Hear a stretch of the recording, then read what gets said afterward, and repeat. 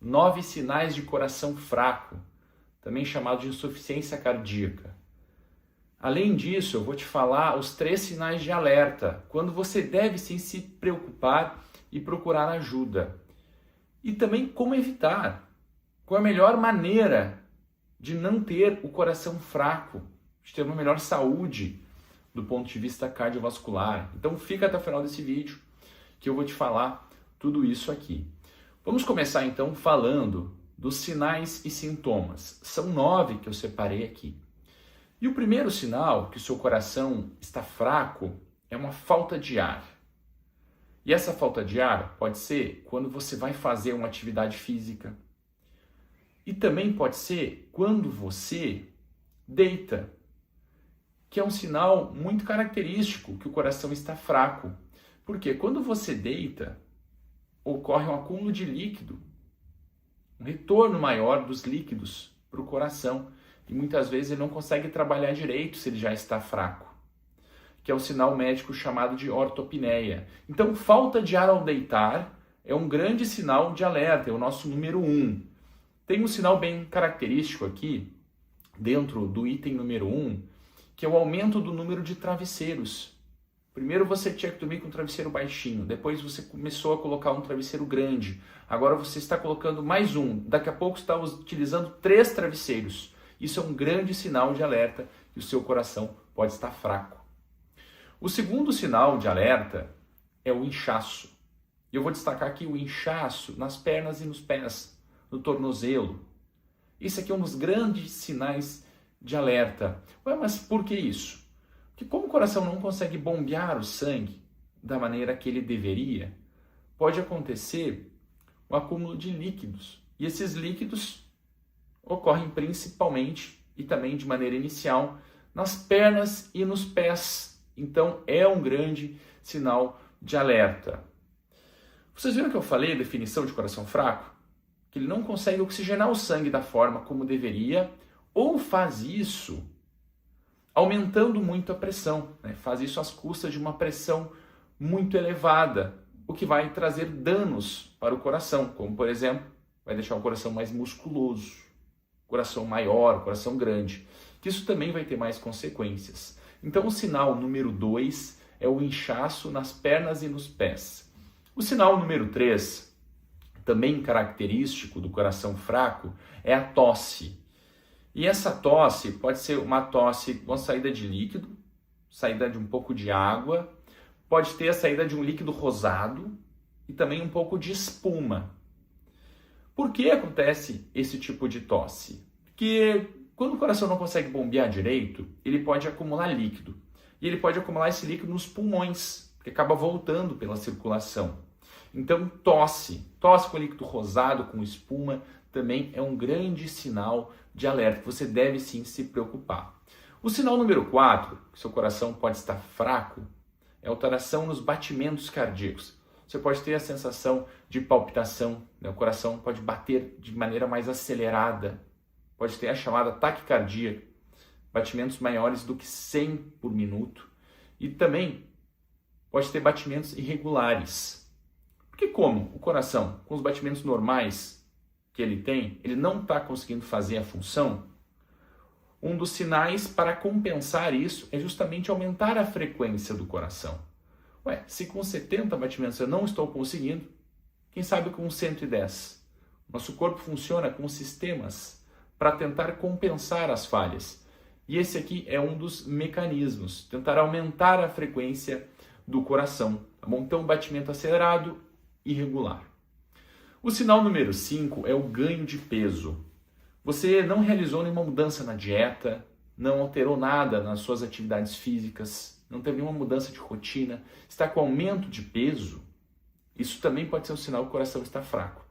Geralmente as pessoas acabam pensando na tireoide, em outras alterações hormonais, não é mesmo? Mas o coração fraco também pode causar isso. Pelo acúmulo de líquidos, inclusive um aumento de peso bem rápido, dependendo de como for essa doença do coração, da velocidade que ela estiver progredindo, isso pode acontecer de maneira rápida. Então, aumento do peso também é um grande sinal de alerta. O sinal número 6, eu quero que você preste atenção, é uma dificuldade para realizar as atividades físicas, um cansaço. Mas eu vou colocar aqui um sinal mais objetivo, que é o seu fôlego. Quando você vai subir uma escada, por exemplo, antes você conseguia subir 4 lances de escada, agora você sobe 1, 2, já está cansado. Melhor comparar com o seu próprio padrão. Você conseguia fazer uma atividade física e agora está com dificuldade. Pode ser uma causa cardíaca, o coração não consegue dar conta do recado. Então é muito importante prestar atenção nesses detalhes. O sinal número 7, e esse aqui é um sinal um pouco mais avançado, mas eu também vou colocar aqui, que é quando o coração começa a falhar de uma maneira mais intensa. Então o que pode acontecer? Você pode ter quedas de pressão arterial, pode ter pressão muito baixa, pode ter inchaço nas veias do pescoço e também confusão mental, dificuldade de pensamento, mas é um sinal mais avançado, quando nós já temos um comprometimento maior, tá bem? E o sinal número 8 é o inchaço em outras partes do corpo, como nos pulmões e também na barriga, chamada de barriga d'água. Também, no linguajar médico, nós chamamos isso de ascite. Isso também pode ser por causa do coração fraco.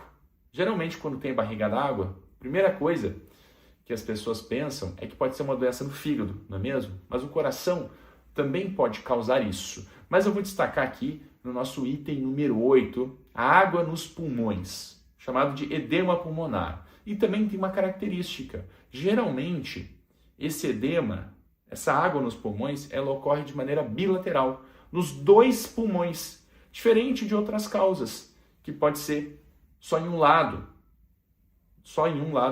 dos pulmões, tá bem? Nesse caso aqui, nós temos de maneira bilateral como regra. É o sinal número 8, acúmulo de líquidos. E o sinal número 9, de coração fraco, é acordar durante a noite para urinar. Você acordava antes uma vez ou não acordava? Agora está começando a acordar 2, 3 vezes. A noctúria, urinar durante a noite, também pode ser um sinal de coração fraco. Tem outras causas também, como diabetes, por exemplo. Mas eu vou destacar aqui, acordar para urinar tem que investigar o coração. Também pode ser um grande sinal de alerta.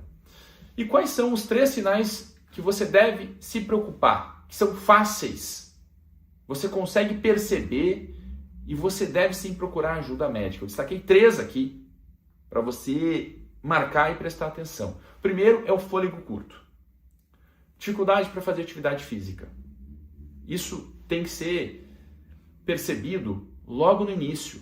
Por quê? Com o passar do tempo, pode progredir até mesmo para atividades como lavar louça, por exemplo, até tomar banho. Tenho pacientes com coração fraco que têm dificuldade para tomar banho. Então, fôlego curto, já tem que procurar ajuda. O segundo sinal é o inchaço. Também é fácil de perceber, né? Você percebeu que as pernas estão inchadas, dificuldade para colocar chinelos, por exemplo. Na primeira vez que você nota, já tem que procurar ajuda para ver o coração. Também coração, rins, outros órgãos que causam esse inchaço. Não dá para achar que é normal e ir levando. E à medida que a doença vai progredindo, o tratamento é muito mais difícil. E o terceiro sinal de gravidade, eu quero que você preste muita atenção, também muito fácil de perceber, é esse sinal dos travesseiros, que é a ortopneia. Quando você deita, você tem mais dificuldade para respirar, tem que prestar atenção logo nessa fase aqui, porque depois vai progredindo. Até mesmo quando você estiver de pé, isso pode se manifestar, tá bom? Então, você deitou, está colocando mais travesseiro, está desconfortável, também procura ajuda para avaliar o coração. E como se proteger? Eu separei aqui 7 pontos para você se proteger, as principais causas de coração fraco. Quais são elas e como se proteger? Bom, vou comentar de maneira bem objetiva essa parte aqui, para você marcar todas essas questões aqui, todos esses fatores de risco, tá bem? O primeiro é controle dos níveis de açúcar no sangue. Então, níveis de glicemia de jejum menores do que 99 miligramas por decilitro ou então 5,6 milimol por litro. Valores menores, você tem essa proteção do ponto de vista cardíaco. Eu estou falando aqui em milimol por litro porque muitas pessoas também utilizam essa medida, ou muitos países. Se for hemoglobina glicada, esse parâmetro, também é importante olhar para isso, porque às vezes a pessoa tem a glicemia de jejum normal, mas a hemoglobina glicada está aumentada. E a recíproca também é verdadeira. Às vezes a pessoa tem hemoglobina glicada normal, mas a glicemia de jejum está aumentada. Isso também é um fator de risco. E falando de hemoglobina glicada, qual seria esse valor?